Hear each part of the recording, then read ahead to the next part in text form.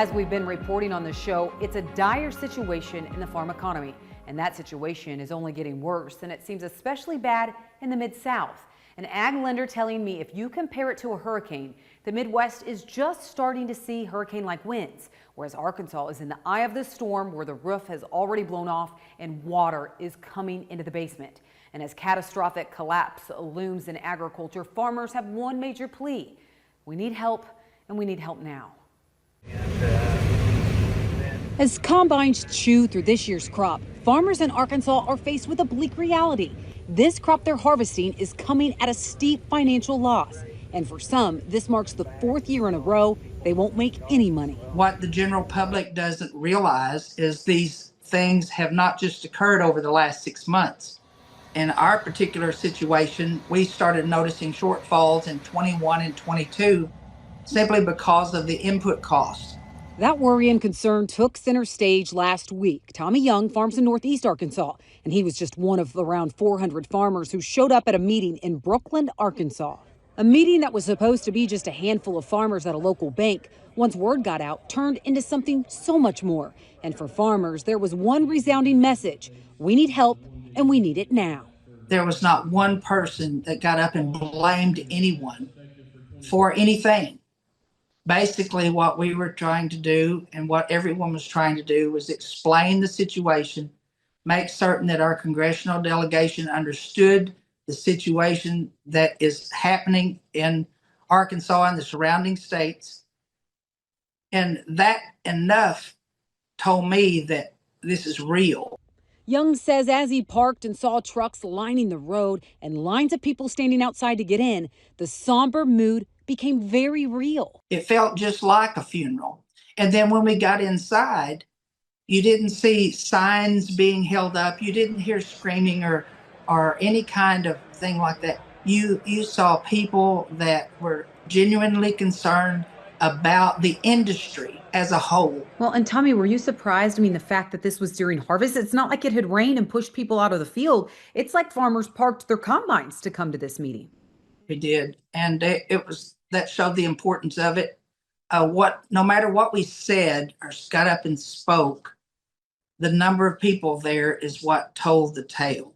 Young says during that meeting, the frustration farmers voiced came down to three main concerns: record high input costs, low commodity prices, and the loss of key export markets. Those three factors fueling a perfect storm. All we can do is hope for the best, be as efficient as we possibly can be with what we're doing, and then thinking that things would change. Well, they have not changed.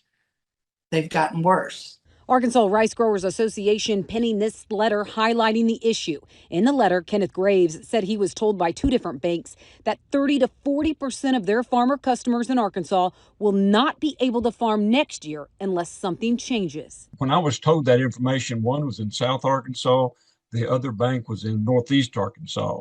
I've talked to a banker or two, and he said that the more realistic number might be 25 to 33%.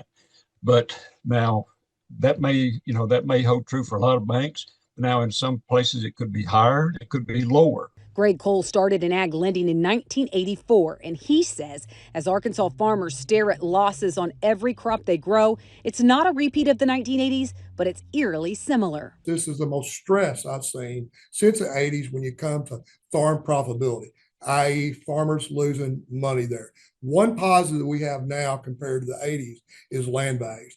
With a drastic drop in commodity prices, but input costs still record or near record highs, Cole says Arkansas farmers have been eroding balance sheets for 4 straight years. Our numbers for our operating loan portfolio is we started in 22 where 40% of our producers lost money. In 23, about 50% lost money. And then last year in 24, 70% lost money with the average loss of about $150 an acre. And that's after they received about a $50 ECAP payment last December. We're looking at where we stand now, that we could have a similar level of losses in 25 as that we had in 24, even though in 24 we had very strong yields. As mounting debt shows up on the balance sheets, Cole says farmers are hurting. But there are two types of farmers seeing the most severe financial strain.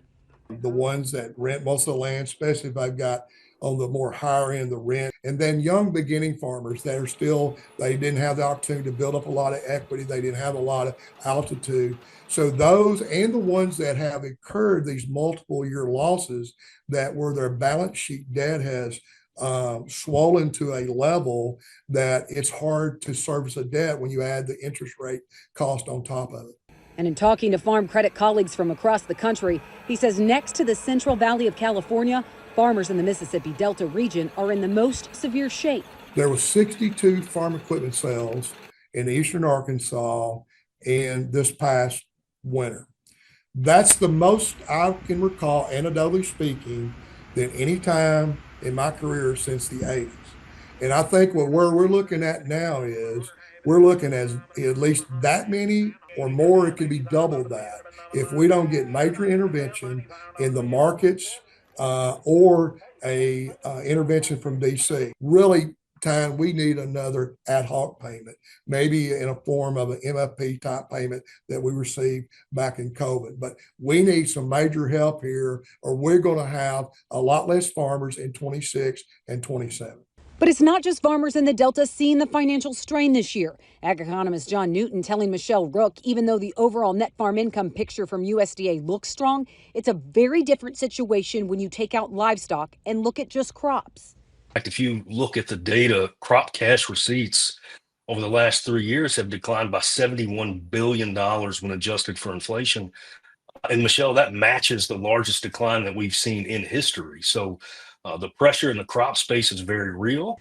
American Soybean Association CEO Stephen Sinsky also sees and hears the growing concern among farmers. It's tough, and we're continuing to hear, I can hear it in the stress in our members' voices, and some saying, hey, if things don't turn around, if we don't get markets back, or if we don't, get economic assistance, which is not our first choice, we'd rather have the markets. And we'd rather have the China market, but they say this could be my last year in farming, and that's pretty scary. Sinsky says this time in agriculture is more serious than the last trade war, simply because crop prices are starting at a lower point than they were in 2018, and input prices are significantly higher. I will say, while those programs that we had, the market facilitation payments, the MFP payments, help keep folks in business, they are a mandate. They stop the blood loss. They help farmers survive until the next year, but it's not a replacement for markets. And this week, another issue coming to head. Farmers are voicing frustration that when government assistance is given, they are simply a pass-through. One of the things is that when you provide economic assistance or any kind of government payments, it helps keep farmers in business. It helps them pay the bills. But longer term, any form of government assistance like that gets capitalized into land rents and land values, and that has consequences as well for farmers. It's a desperate plea across agriculture. Without some type of market or government intervention, some could be forced out of farming this year, similar to what happened in the 1980s. My dad in 1978 went to Washington, D.C., stood on the Capitol, and was there during that time when they drove tractors to D.C. It was the same thing in Brooklyn, Arkansas. If this thing continues, I think it will go nationwide because we got to get through this. And the president and Congress have got to make it to where we have good markets, sustainable markets, and markets that we can depend on long term.